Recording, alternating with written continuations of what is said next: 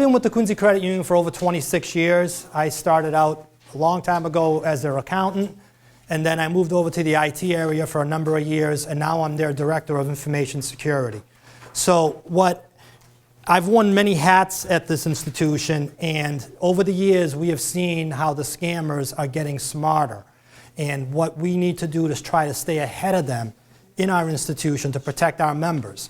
But a lot of what we're going to be speaking about here affects all of us in our day-to-day life. So what I'm trying to do is provide you with some tips to try to stay ahead of these scammers, and hopefully you will see something today or hear something that will trigger something that may have happened in your life or to a family member or a friend, and we could certainly talk about it. I basically look at it as I like to give you an aha moment. So we have an agenda here. We're packed full of information, and we could easily spend an hour on each of these topics, but obviously we don't have that much time. But we're going to hit the highlights of all of this stuff. We're going to speak about why your information security matters. We'll talk about social engineering, email and phishing, vishing, the internet, passwords, device patching and updating, latest fraud scams that are out there, and any discussion and questions, we'll save that for the end. And like I said, this is a ton of information, and we're going to try to hit the high points of all of this. So start this off with a question to the group. Does anybody here know why your information security matters? Your information, though, is worth money. Right? Has anybody here ever heard of the dark web? Has anybody here ever shopped on Amazon? Okay. The dark web is very similar to shopping on Amazon, except that instead of buying shoes and clothes and things for your home, the fraudsters are buying social security numbers, credit card numbers, account numbers, usernames, passwords, things like that. And basically what they do, they literally have a checkout where they buy these items, put them in their cart. When they go to checkout, they pay with Bitcoin, so it can't be traced. And the internet is not something that you can get on, like when you go to Google. It's not something that it's easily accessible to everybody. You have to have a special router, and you have to have special equipment to allow you to surf basically in the underground, because it kind of falls below the radar. And that's why it's something that is, the FBI is aware of it, they're tracking people, but it's not something that the everyday person has access to. So, we're talking about your information is worth money. So what kind of money are we talking about? Well, global cost of cybercrime in 2022 amounted to over $7 trillion worldwide. Okay? These are some staggering numbers. The rate of cybercrime increased by 600% during the COVID-19 pandemic. The cost of illegal activities on the internet is set to surpass $11 trillion at the end of this year.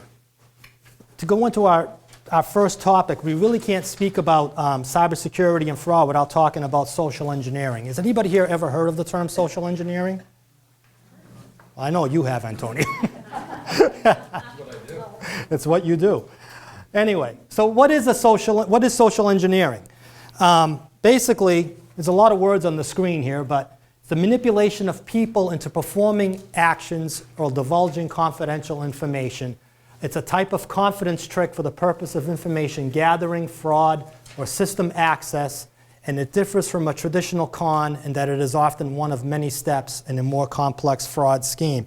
Like I said, that's a lot of words, but this is the sentence you want to remember. It exploits human vulnerabilities rather than technical ones. As human beings, we have an instinct to want to help other people. The fraudsters know that. So if a fraudster creates a sense of urgency and acts like they need immediate help with something, you're more apt to react without thinking. And that's when they catch us off guard, and that's when we may disclose something that we shouldn't disclose or do something that we shouldn't do. So, like I said, it's people helping people. Social engineering attacks account for a massive portion of cyber attacks. And what happens is, as I said, they create a sense of urgency. They want you to react without thinking. So how do they do this? A lot of different ways. One of the key ways is through email.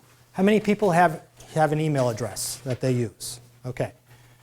So many cyber attacks will begin with an email. Has anybody here heard of a phishing email? Okay. Phishing emails, more than 90% of all successful hacks and data breaches, they begin with a common technique called phishing, where an attacker can create a fake website of a legitimate company, and they'll send it to you by email in most cases. And it might be a scenario where, say, you ordered something from Amazon, and then you later get an email claiming to be from Amazon saying that there was a problem with your order. Now, because you just did an order with Amazon, you might be more apt to click on it because you're thinking it's related to that. Sometimes you think they're watching us because it's not even related. You just happen to coincidentally get an email relating to Amazon. Your mind is still thinking about the order that you just placed, and so you react without thinking. Or the email may say something like urgent matter, attention needed, or some key words that make you want to react.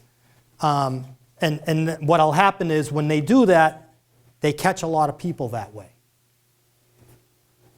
So what I've done is I have a couple of slides here that will show you a few things, a few red flags to be on the lookout for when you see an email in question. So if you get an email with an attachment or an unusual request from a family member or a friend, or one of those official government emails, those are the key ones that people tend to react to without thinking. So these are kinds of questions you want to ask yourself. First of all, if you get an email with an attachment, were you expecting the attachment? Maybe you were speaking to a friend of yours and said, yeah, I have some pictures from my vacation, I'll send those to you later. So you could cross-reference that in your mind. Okay, these are pictures from my friend from the vacation that she was just telling me about. But if you weren't expecting an email from your friend, it could be a malicious attachment, which means if you click on the attachment, it could give a virus to your computer.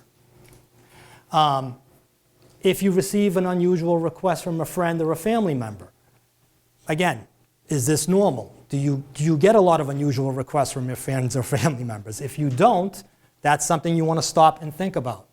Also, official government email. As we all know, the government doesn't do anything efficiently.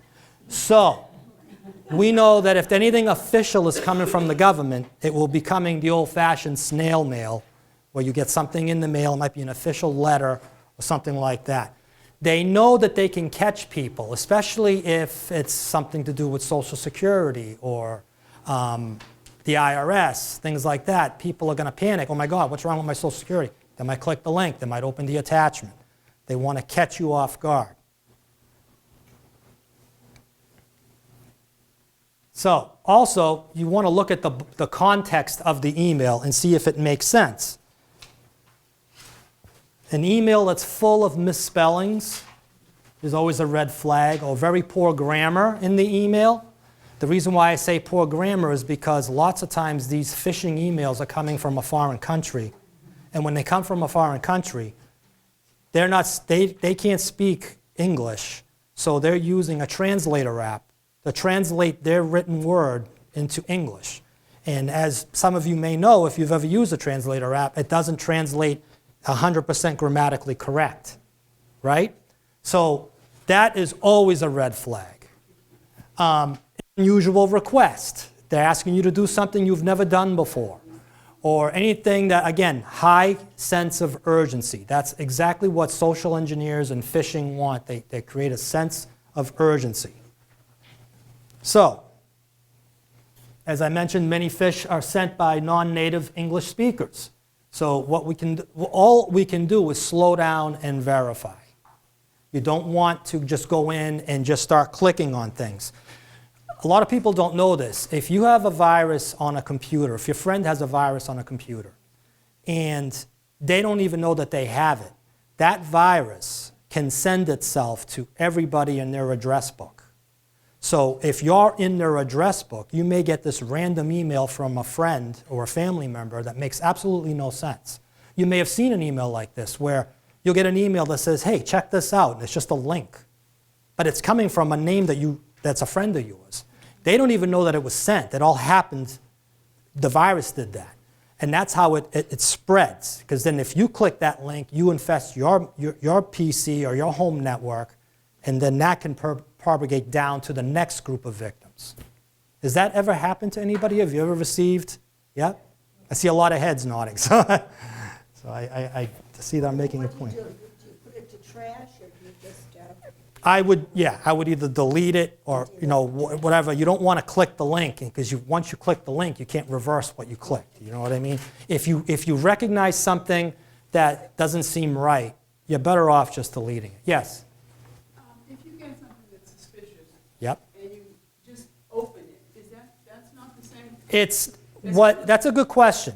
As of this time, I'm not aware of any particular incidents where just opening the email itself can infect you, because it has to have a way to deliver the payload, which is either done by the link that's there or the attachment that's there. Usually the written word itself isn't the problem, but what you don't want to do is also reply to the email, because then they know they got a good email address. I tend to delete it. Right, and that's... But I was curious if when you do open it. Yeah, like I said, I'm not saying that can't happen in the future, because technology is always advancing. But to my knowledge right now, the payload is delivered by some sort of mechanism that you have to either open, right, from the attachment or the link, clicking of the link. Yes? Could I put it in the spam file? Yes, yeah, you could do that, absolutely. Also, though, if it's coming from somebody that you recognize and you know them, you might want to give them a call and say, I just received a strange email from you, because you'd be helping them out too, because they may not know they have a virus on their computer. We've had this happen to some of our members, where we received a strange email from them because they communicated with some of our employees. So we let them know, we say, we think you may have a virus on your computer. We recommend you bring it to a computer shop and get it checked out. And we were right every single time. They brought it to a place, got it fixed, and they confirmed that they did have a virus on their computer. So I have a few samples of some phishing emails that I wanted to show. This one is from Chase Bank. Now, one thing to remember, if you don't have a Chase account and you get an email from Chase, that's obviously an easy no-brainer, right? But if you do have a Chase account, then you have to think a little bit more into it. What I would suggest is never do anything that the email is telling you without verifying it with the company first. I would call them on the phone, but never call them using the number that might be in the email, because you're not calling the true Chase, you're calling the spammer, the fraudster. They have a sophisticated contact center. They can answer the phone and say Chase Bank and act like you're speaking to some professional at Chase, but you're really not. So what I would recommend is you don't take any action on this. You call them directly from a good known number, either on your credit card, an 800 number on the credit card itself, or from their known website, and you speak with their customer support, because you know what? They will appreciate knowing this, because they can report this and they can notify all their members by even putting an ad on their website saying, please ignore any emails from us, because that has happened to all of us. This is a fraud ring that happens in bursts. It'll happen like our credit union could have people getting emails claiming to be from us, and then the Citizens Bank across the street's getting them as well. They kind of work the area, see what they can get, and then they move on. They wait a few months, another year or so, they do it again. Especially around the holiday season. It gets a little crazy now. This is another example I have of Wells Fargo. The same situation. There were some suspicious purchases on your debit card. If you don't have a Wells Fargo account, then obviously this doesn't apply to you. But see, they're making you feel concerned about something. So what I would do is I would call Wells Fargo directly if I had a Wells Fargo card. I received this email. I want to make sure it's legit. They would know if there was suspicious activity in your account. And they would say, yes, that was a legitimate email. Because you can get a legitimate email from these companies as well, but I wouldn't just act on it. You should always question it. Well, the problem is you can spoof anything that says Wells Fargo. You can make it, it's the underlying address. But the problem is a lot of companies have more than one domain. So unless you know 100% for sure what all their email addresses are, you can't say for certain that that's exactly from Wells Fargo. What's obvious is sometimes you may get something from Yahoo. Yahoo is spelled Y-A-H-O-O, but you might get something that has an extra O in it, and you don't catch that, and that's a fraudulent email. So those more obvious ones are easier to catch, but some of these aren't. So you're better off speaking with somebody there, you know? Well, I would just question anything that's saying something that wants you to take action. Just because you've received it, obviously if you don't have a Chase card, it doesn't apply. But if you do, you're looking at it, you might think, well, did I just recently use it? I would just call the company and verify, you know, I want to verify my last 10 transactions. They'll go over it with you over the phone and say, I received this email. It might be legitimate, it might not. And they'll know if it is. They'll say, well, yeah, we sent that to you. That is legitimate. It actually happened to me. I have a Bank of America card that I used last year, and they said there was some fraudulent, and I didn't do any purchases recently. So when I called, they said, oh, there's something here from India. I was like, well, I didn't do that. So they cancel the card, they send you a new one. But I did get an email notification. So that was true, but I still called to verify. So, yep.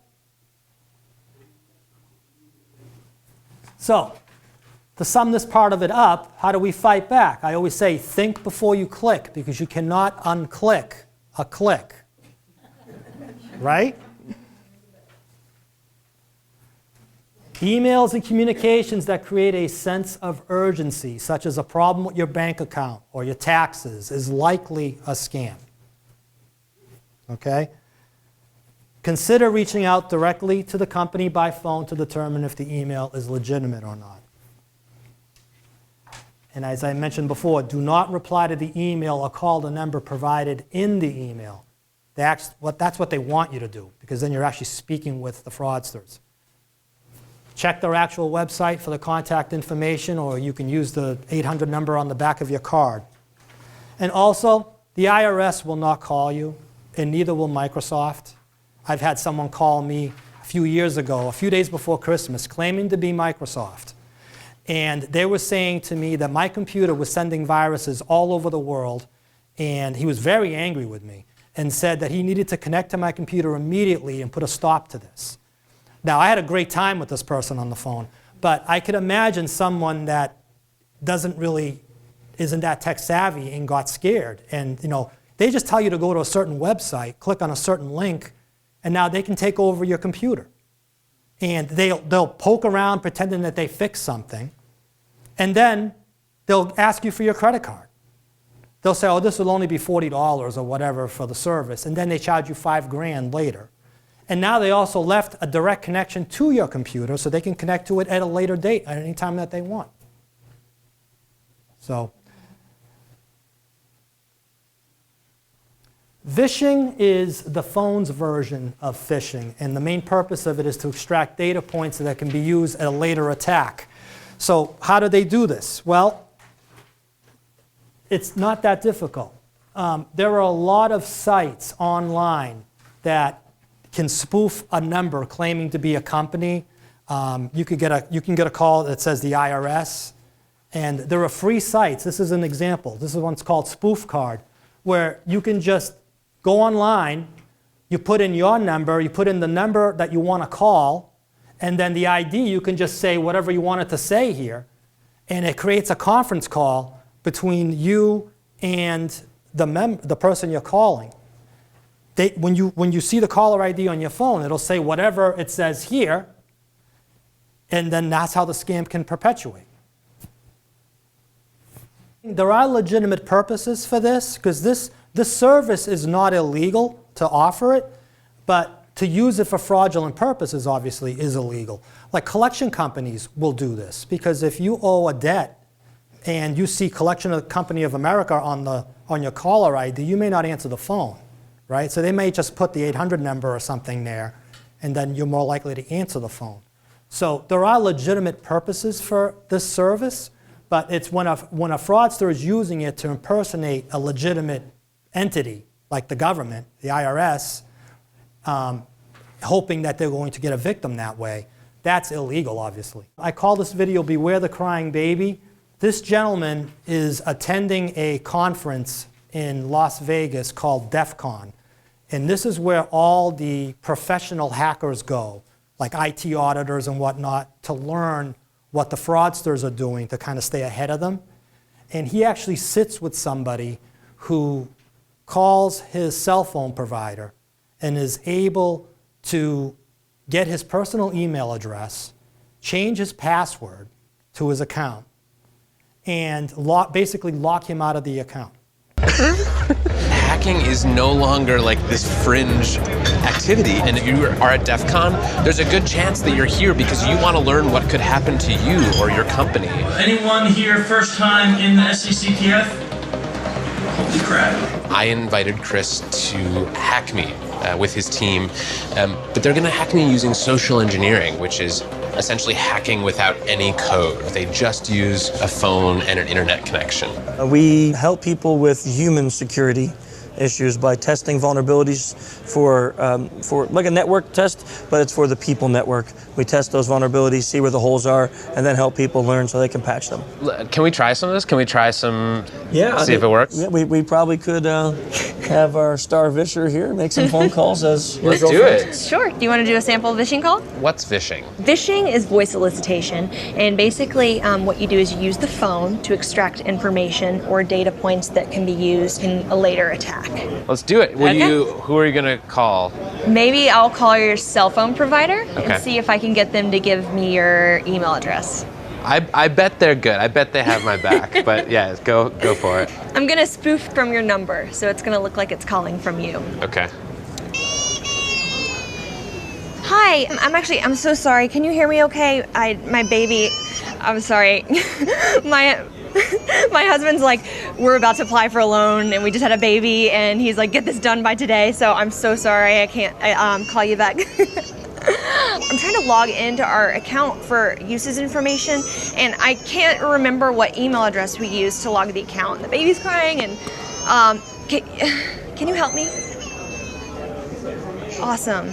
In just 30 seconds, gmail.com? Jessica gets my personal email address. Now, if I needed to add our older daughter on our account so she could call in and make changes, how would I need to go about doing that? You would have to send me a secure PIN through a text message? Yeah, well, the thing is, I don't think I'll be able to receive a text message if I'm on the phone. Shh. Oh, I'm not on there either?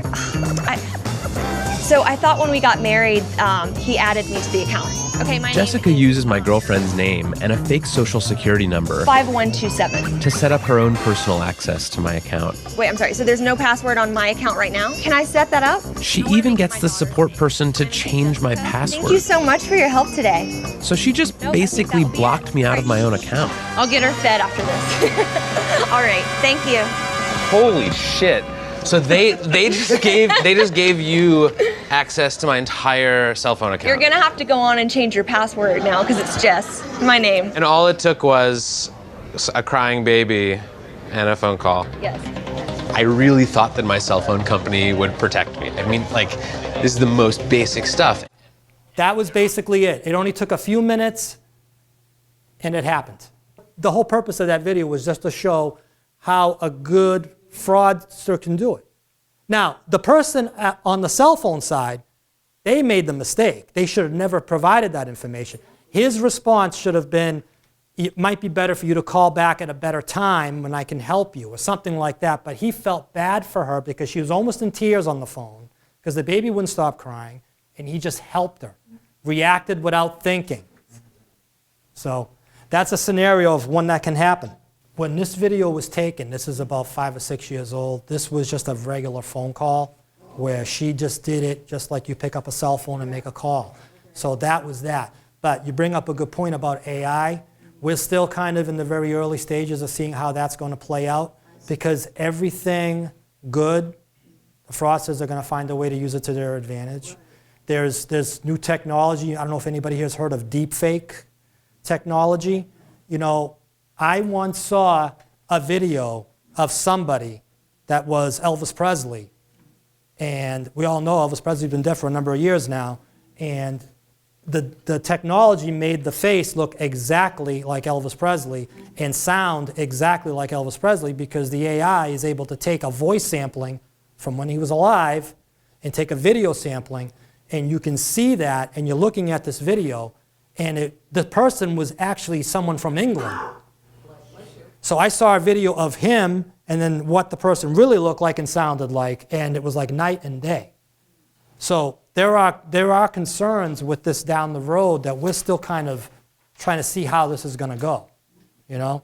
But yeah, some of these people that... Conventions for. Right, exactly. That's what they'll do. They go to these conventions. Back then, this wasn't a thing yet, because this is an older video. But now, when they're going there, some of these hackers maybe made an agreement with prosecution that, you know, they will turn over a new leaf. Some have actually started companies and did the right thing because they had so much knowledge. Instead of using that knowledge for malicious intent, use it for good purposes and teach people that don't know how to do that. And so we're seeing a lot more of that. The problem is there's still a lot more of them out there. And until we do something about how we treat that situation if they get caught, I don't see how this is ever going to end. We're just always trying to stay ahead of them, but they're always trying to stay ahead of that. So now we're going to talk a little bit about the internet. And I ask you a question. The internet is completely safe, true or false? Right. Surfing on the web can cause all kinds of problems. Now, another question. Criminals will try to steal your credentials by setting up lookalike websites, true or false? Very good. I haven't gotten anybody get that wrong yet. That's right. So, some tips I have here for a safe web browsing. Don't trust the look and feel of a website. Always be wary of fake websites because it's so easy for someone who knows how to make a website to make one look exactly like Amazon. Okay? Like I said, fake websites look 100% real. And be careful, don't go to unfamiliar websites. Go to the trusted ones that you've used in the past with no issue, because you might see an ad for something, a sweater that's on sale, that's really beautiful, and you want to buy it for your relative or something, and you click the link and it takes you to a site, and you purchase it, and you're actually connected to some location that's malicious, and you may have not only given yourself a virus, now they have your credit card information. So that's it. Another thing, too, is if you're ever Googling, people always use Google as a verb these days. Google is a website, but Google as a search engine is really great at providing you with a lot of good results. The problem with Google, it doesn't do as good a job as Bing, the Microsoft search bar, does to filter out malicious sites. So when you get your results, Bing is, if you just type in Bing, it's a search bar. And instead of Google, I would encourage you to use that over Google. Google will give you more results, but Bing does a better job filtering out the bad sites. DuckDuckGo is good at not, it hides your surf information, your IPs and things like that. So the results, I've personally never used it myself, but from what I've heard, it's better as far as hiding your identity on the internet. You know, it's like it doesn't keep any of those cookies, so like you don't get inundated with ads for things that you just searched on down the road. You know, but because everybody uses the word Google as a verb to do internet searches these days because it's such a common site to use. Bing, it should use the same technology in the results, because it's a Microsoft product, and I don't think Microsoft wants any more bad press. So that's why I think that they try hard to button up, because Internet Explorer was a disaster. And so now that we have Edge and they're promoting Bing as their own surfing engine to compete with Google, they're working really hard to try to keep it clean. How many people have a password that they use on their computers and on their phone? Well, that's good. You want to do that. Your password is your digital signature. We all know this. You never want to share your password with anyone, right?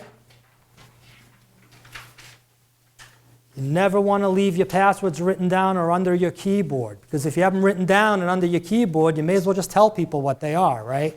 Maybe you have a cleaning person that comes to your house while you're here, and now you have a password written down that someone goes, oh, I could just buy something and have her pay for it. I recommend using a stronger password. I call it a passphrase. Okay? You make your passwords longer. The longer passwords are much harder to crack. There is a handout in your packet about how long it will take to crack certain passwords based on their length and complexity. You know, some can be a matter of seconds. Some will be several, million years that we have there? The highest is 7 quadrillion years. 7 quadrillion years. You don't want to use a simple name as your password, and also password 01 is not a good password.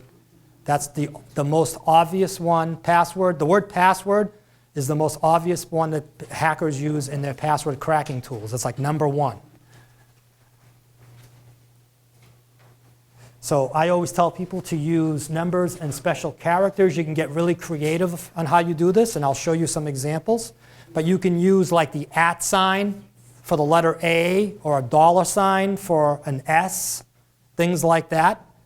And it makes your password a lot more secure, and yet you'll still be able to tell what you're trying to type. If the application you're using offers multi-factor authentication, I would encourage you to use that. That could be an app on your phone where you put in a digit code, you get a text message to add, because what that does, not that it's 100% foolproof, you're adding an additional speed bump.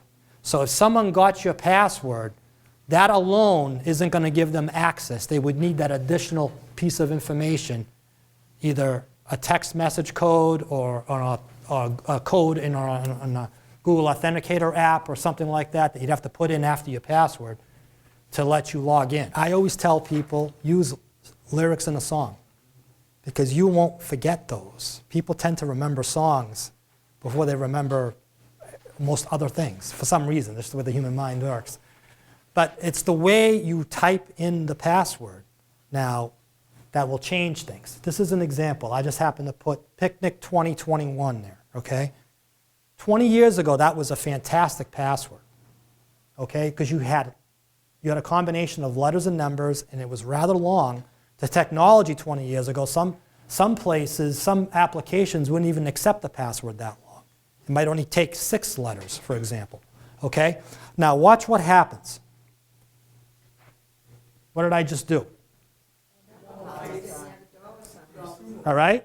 It's still Picnic 21, right? But I've made it a little bit more complex, right? Now, what did I just do? See how you can get... No, but this is how you remember. This is how you remember. If I'm doing a special character for an I always pick the exclamation point. So that's how I remember that. So if you get in that habit, now you've not only complicated this password dramatically. How many years is this one? This is 1, 2, 3, 4, 5, 6, 7, 8, 9, 10, 11, 12 characters, combination letters, numbers, special characters. 2,000 years. 2,000 years it'll take to crack that password, okay? So you still know that it says Picnic 2021. But like I said, we've capitalized it. You're not going to find this word in the dictionary, so a password cracking tool can't use a dictionary attack because there's no such word in the dictionary. Now, to get really fancy, what does that say? See? You can still read it, right? You can still read it. So what do? We just made this 1,000,000 years old, right? At least. Just about. Yeah. So we've added, we kept the theme going with the capitals. We kept time. We added time, but we kept the exclamation points, and we added some more $ signs. So How many is that? That is, so we have 6, 7, 8, 9, 10, 11, 12, 13, 14, 15, 16 characters. 1 trillion years. 1 trillion years. So you can see how just these subtle changes can make a dramatic effect in your security of your password. If you were to write them down, I would keep them in a locked location that no one else could have access to. Some people have a safe at home. Some people have locked filing cabinets or something. But you can't do that because every time you go there and take it back. That's the thing. If you're able to set up like fingerprint authentication or facial recognition, that's always a great choice. But usually, I think most cases, they ask that you have to set up an initial password, and then you're replacing typing it with your facial recognition. But I'm saying Right. that you do see a lot of instances Right, now. yeah, and they're trying to, it'll take a while before they go completely away. So we're not there yet. We're getting there. Some applications are, but we're not there yet. It'll take a while. So until we're there, I'm trying to give you some tips to kind of keep your passwords more secure and a little bit more difficult for crackers.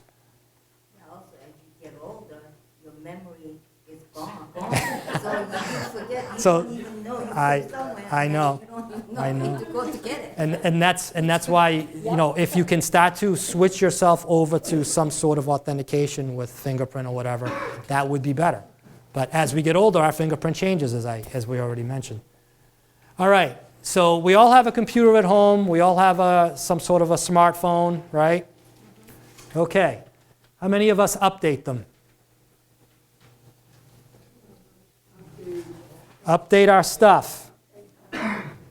We have to keep our stuff up to date. What are we talking about? Our mobile devices. I have an Apple phone, and the iOS, Apple just released an update today. I just updated my phone before I came here. How do you update it? Do they tell you? I get a notification on my phone that it's ready to download. Right. So if you have an iPad or a tablet or a PC, you know, those things all have updates. Has anyone here ever heard of Patch Tuesday? Never heard of it. All right. We're all going to learn something new today. Okay. The second Tuesday of every month for the last 20 years, Microsoft releases security updates and patches and enhancements for all of their Windows operating systems. This is not only for businesses, but this is for your home computers. Now, if you have your laptop or your PC set up to automatically install them in the background and reboot after hours, you don't have to take any action, because that's the default for the newer computers. It will install them at like 3 in the morning, and then it'll reboot while everybody's asleep, and then you just log in and you're running the latest and greatest.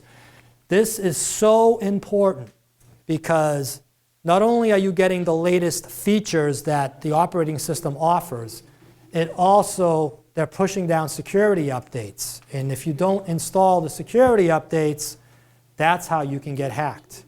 Because those are vulnerabilities that Microsoft has fixed. They plugged the holes in their system. See, the problem is when Microsoft became a company back in the 80s, it was all about competing with Apple and getting the computer out there first and just being in competition with and being first at everything. Security always took a back seat because they didn't think this far down the road of what could happen, especially with the advent of the internet. So what has happened is they've had to do a lot of catching up. So as soon as they release a new operating system, like Windows 10, Windows 7, there's hundreds of updates that need to go in after the fact that have to be installed because they realized that when they built it that they overlooked this, or someone exposed a vulnerability that they didn't know was there. So now they have to patch it. And if you let this go, that's how some companies have data breaches, because they're not keeping up with this stuff. Do they do it for you, or you have to do it? Who's they? Microsoft? Microsoft, you can have your computer set up to automatically check for updates, and it's usually by default that way on a new computer. But If not, you can go to, it's called Windows Update, and you click it, and it scans your computer, and it will say you have 15 updates to install, and you can just install them. It's going to make you restart the computer, so you want to make sure you have everything closed and saved before you do it. But this is vitally important. This is something when I get home. To set it up to receive the. Yeah, you can receive it. You can set it up a couple of ways. You can set it up so it just downloads them and you install them, or you can set it up so it downloads them and installs them and reboots the machine. What does Apple do? Apple does the same thing. Like the only thing I can speak of with Apple is an iPhone, because I never used a Mac PC, but I think it's similar. I don't know if they do it on the second Tuesday of the month though. Microsoft Patch Tuesday has always been a Microsoft thing.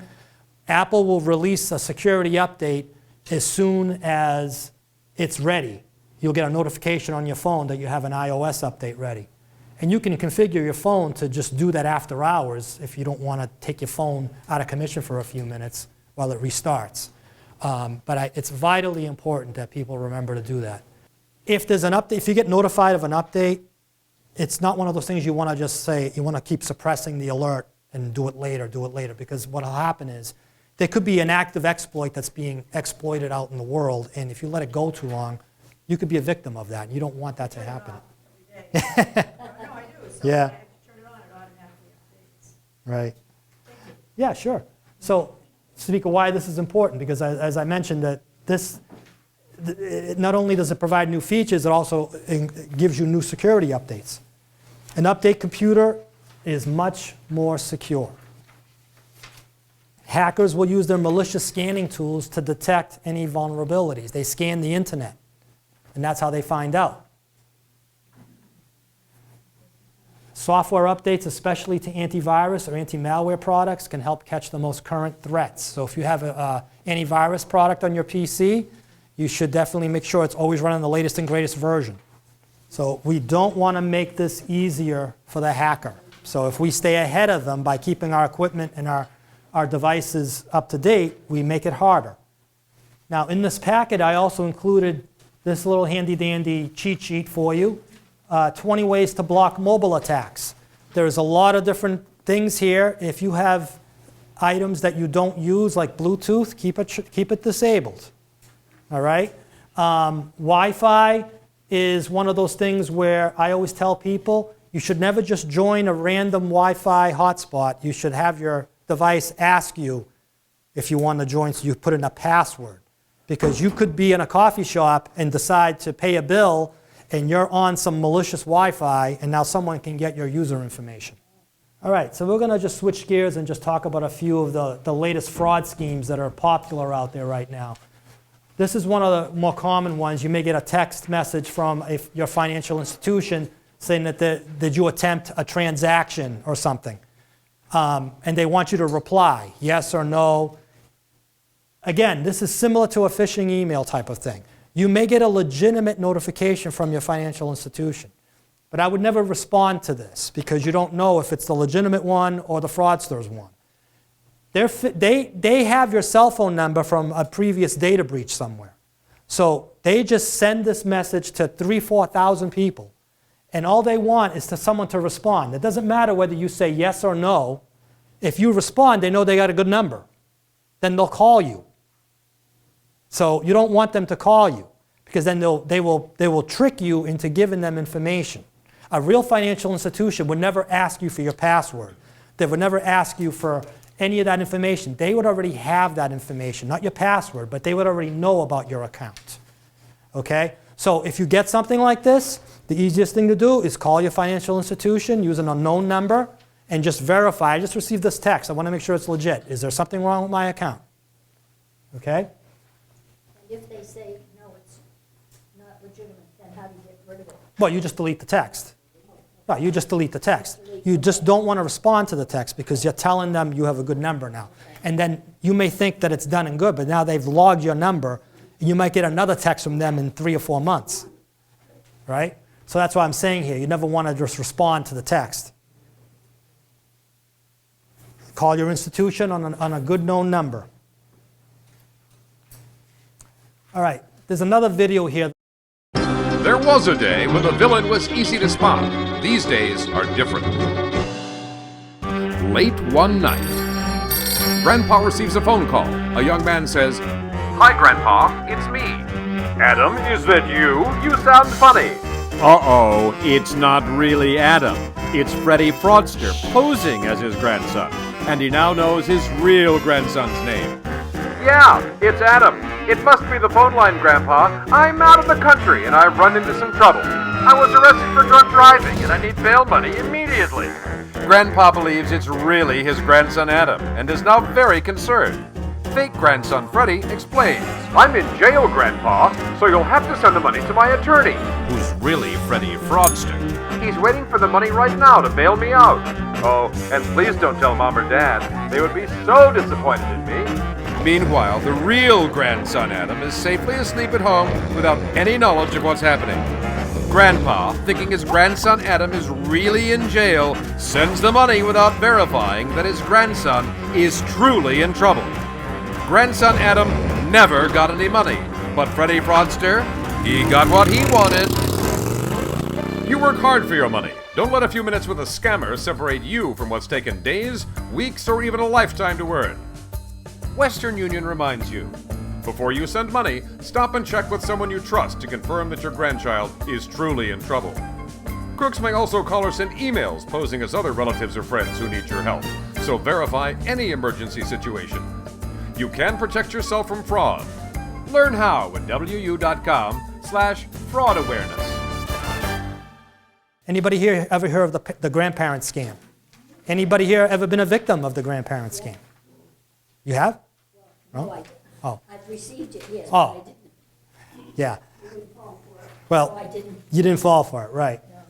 All right, typically this is one of those scenarios that gets played out where you get a call from someone pretending to be your grandchild.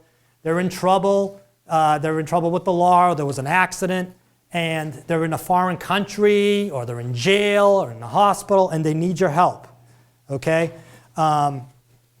The grandparent is asked to urgently send money. Sometimes it's it's by wire or by a gift card.